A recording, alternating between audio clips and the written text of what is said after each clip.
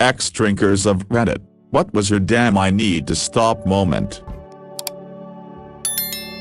I was into a friend of mine, really into him. We had incidentally shared 3 apartments and 2 roommates at different times. This was discovered over the course of several conversations. We thought it was so cool and funny and we'd always have a laugh and get excited about it. One day I brought it up when he was sober. Wow, isn't it such a crazy coincidence that we've lived at so many of the same places with so many of the same people? He was like, what? ? I had to explain it to him and it hit me like a sack of bricks that he wasn't even really present during the whole process of me falling for him over the last few months. He would also get angry at our friends when he was drunk. He had trouble keeping a job then. We hooked up a few times despite my better judgment, and one day he asked me, so what are we? Why aren't we dating? I finally had to explain to him that while I really liked him and wanted him, I just couldn't put myself through the pain of not knowing if he was even going to remember a conversation or if he would suddenly get angry or if he'd get let go from work because of his drinking. We ended up becoming friends again later, and I'm happily dating someone who is wonderful and doesn't drink. He was really crushed by it at the time and it was a loss for me as well. I now work in substance use treatment and it's so heartbreaking to see how many people's lives are touched by alcoholism. I don't drink myself and I know it can be used safely and in moderation, but it's something we're not adequately teaching people to be cautious about.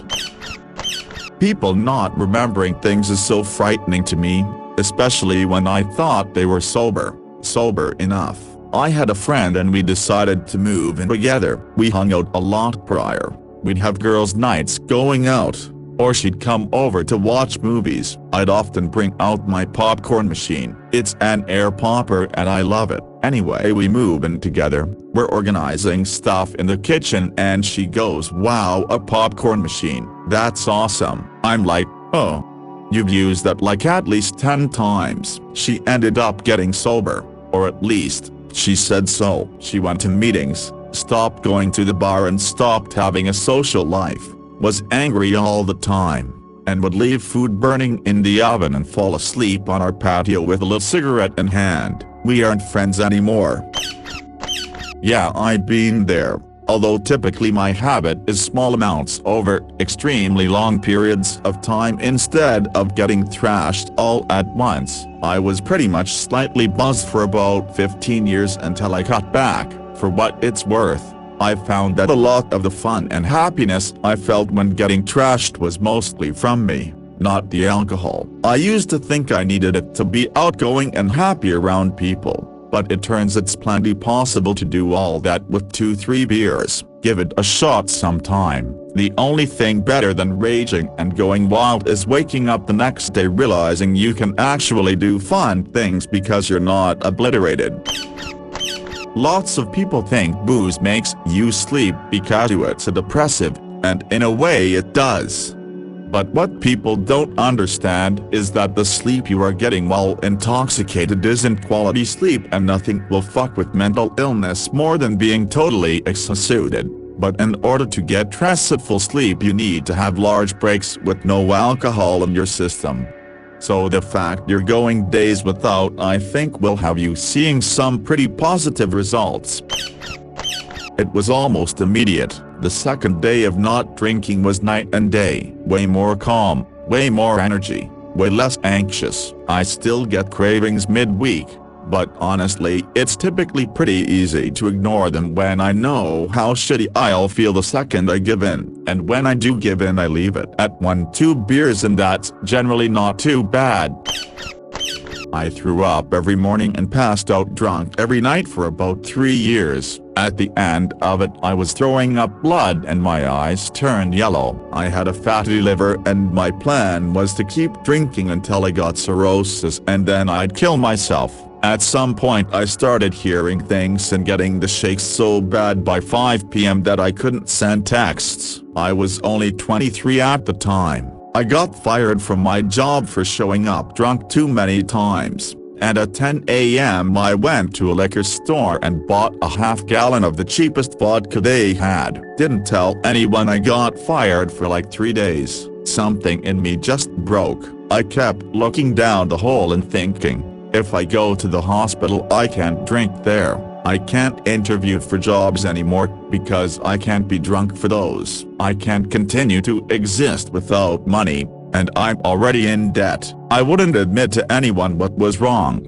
even though they knew. Somehow my mom made me an appointment to see a therapist, and that was the first time I ever admitted my issue. It felt like the weight of the world was lifted off of my shoulders, and I was happy. I told my parents first, then my friends. My friend Kenny gave me this book called The Power of Now by Eckhart Tolle while I smoked like 300 cigarettes on the porch of my house, poured out all of my liquor and went to rehab to check myself in. It's been about 8 years since then, and I haven't drank since.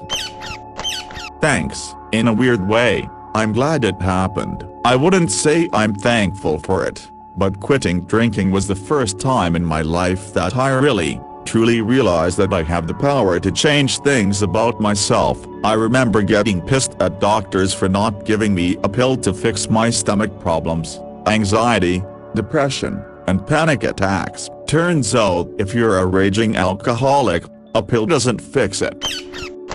Hell yeah, way happier. I didn't really have much happiness before, outside of hollow glimpses of it. If I continued to drink, I probably would have gone the route of cirrhosis then suicide. Shortly after I got sober I got the opportunity to work a dream job and traveled all around and had a blast while doing it. My mindset shifted from wanting to be a scheming and lying asshole to wanting to be honest and helpful. I started working out and focusing on nutrition, whereas before I just ate like half a sandwich a day and threw it up. I weigh more than I did before I stopped drinking, but I'm leaner now. The biggest change is the overall mental state. Every day was fucking exhausting, trying to manage an addiction, have enough time to get drunk, and finally filter every action I did through my drunk mind's perception of how a sober person would act. Once I was free of all that mental overhead, I could apply that power elsewhere. And for the first time, I wanted to participate on hobbies I liked, to participate in relationships, and to help others. That book has probably had the most profound impact on my life aside from getting sober. It focuses mainly on presence and mindfulness, something I was able to catch glimpses of before and enjoyed but I couldn't label, reproduce, or understand why it happened. After reading, it's not like I'm some Zen-like monk or something, but it really taught me to live better. High school GF hadn't seen me for a few years and bluntly told me I looked like shit and need to take better care of myself. She was super into me all through AHS, so I went over expecting to get laid, and instead got brutally rejected. Boozing hard really piled on the weight for me. Quit cold turkey and redirected that energy into eating clean and hitting the gym. When I got the urge to get intoxicated, I went to a 24H gym and would run until the urge passed. It was a long process that involved me slowly realizing that every time I drank I did something I didn't like myself for. I used alcohol as a tool to hurt myself, and I used it as an excuse to act on my worst emotions. There were no good or fun times I had while drunk that wouldn't have been just as good or better without alcohol. I'd have a shit day at work, go home and drink about it, wake up with a hangover, have a shit day at work. My family or my partner would do something to upset me. I'd drink about it, and become explosively angry, usually ending up with me breaking shit and passing out. Wake up the next day feeling horrible physically and so embarrassed that I'd acted that way. My parents were both lifelong alcoholics and my mother has wet brain alcohol-induced psychosis. She has no idea who I am. She is only 52 years old and she doesn't recognize me. I can't end up like that. I have 5 months sober under my belt, and I have today. Up to my parents' bit. You perfectly described my experience. 2 years sober, went through something tough last week and got drunk, woke up feeling depressed and realized that the worst thing about it was trying to run from what I was feeling again, never relapsing again. I'll take the new start with my head held high. Drove home while I was so drunk I couldn't stand, saw the damage on my car the next day and had no memory of how I got home. My dad died in a drunk driving accident. I just thought, how goddamn stupid do you have to be? Forever grateful I didn't kill myself or anyone else. I still drink from time to time, but I was pretty lax when it came to driving. Never wasted, but buzz driving. I know someone whose parents were murdered by a drunk driver. I made myself a deal. The next time I drove drunk, or buzzed, I'd have to call her and tell her I did that. Haven't been behind the wheel buzzed in 7 years. I woke up one night shaking uncontrollably after a binge that was probably a month long. I gave up to then and there, only to resume heavy drinking a couple of years later. Marriage and fatherhood is what made me stop. Never want to be high while in charge of my kid. Baby doesn't understand daddy has a hangover. Wife is pissed that it's your turn at 2 a.m., but you're too drunk. Kid has a routine accident. Drive the kid to the hospital drunk? Call 911 to have the first responders find you drunk? None of it ends well. It stopped being fun. There just wasn't any pleasure in it anymore. I'd get buzzed, or even a little drunk, and just not enjoy it. Plus, I was starting to see that bigger problems were right around the corner. It was just starting to impact my relationship, my health, my motivation, etc. And I realized I was kind of at a fork in the road, leaving my apartment with $100 something and in 1/8 of flour in my pocket, remembering being at the bar then. Waking up on my couch the next morning, still with the same clothes on, $5 in my pocket and a Jack in the Box receipt and no flour. Functional blackouts are totally not chill. Woke up one morning after a house party with a bloody face, but my hands were totally fine. My first thought was, well, at least I probably didn't hurt anybody. Never been in a fight in my life, but I did get my ass beat that one time. I hit a traffic cone with my vehicle. Someone called the cops. I blew over 3 times the legal limit and barely remember my encounter with the police. Upon my release from jail, they gave me a machine that I had to blow into 3 times a day. This machine sent the signal to the county telling them whether or not I'd been drinking.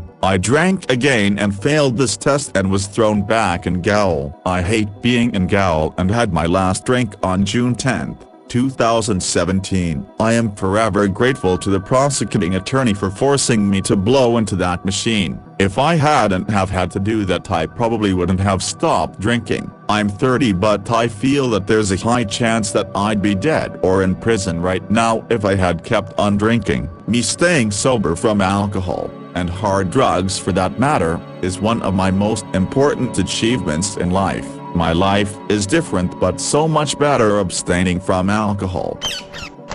I started drinking at 24, and it turns out that it takes way more than normal to get me drunk. Since I've never gotten drunk with other people, I didn't have any perspective on what was a normal or healthy amount to drink, and ended up drinking a fifth of vodka mixed with soda most evenings. I never got sick or hungover from this. One day I thought I'd have a little extra fun and I drank a pint of vodka in addition to my usual fifth. Went to bed feeling fine, and woke up to find that the sheer volume of alcohol I put through my body destroyed part of my stomach lining. I was in complete agony for a month and couldn't eat, drink, or sleep for more than a few hours a day. Even when I did recover, I ended up with vitamin deficiencies from the damage to my stomach that caused severe neurological issues mimicking MS. That was 5 years ago as of next week, and I still have no intentions of drinking again.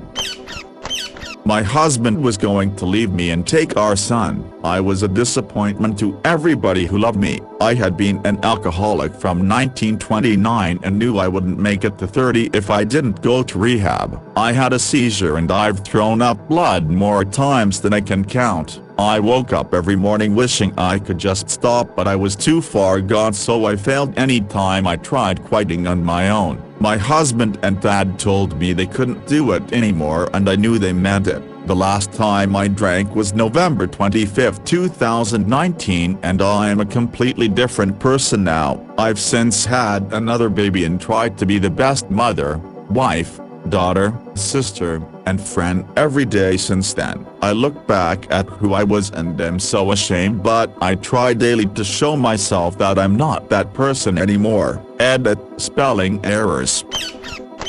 Everyone's moment of clarity is different. For me, it was sitting in the shower at 4 a.m., violently shaking, covered in vomit and blood, sipping Listerine to keep the fear at bay, whilst attempting to dig out the many pieces of glass lodged in my shoulder and upper back. I stopped for a moment and was like, you know what, this isn't working out for me. Celebrated 5 years last month.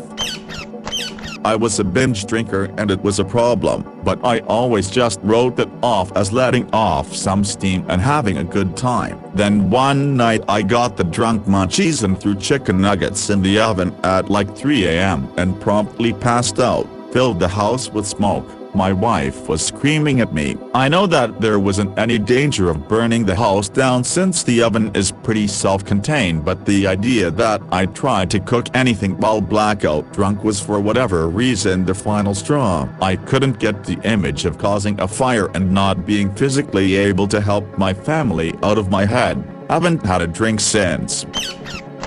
If you don't mind, I can share my story. For me, quitting the cigs was the hardest thing ever. I think it has less to do with willpower than previously thought and more with genetics. I helped myself with nicotine gum. They pack a nice punch, and at first I got hooked on those, but after a few months I started lowering the dose and at last simply substituted them for ordinary gum. Now I don't use anything anymore.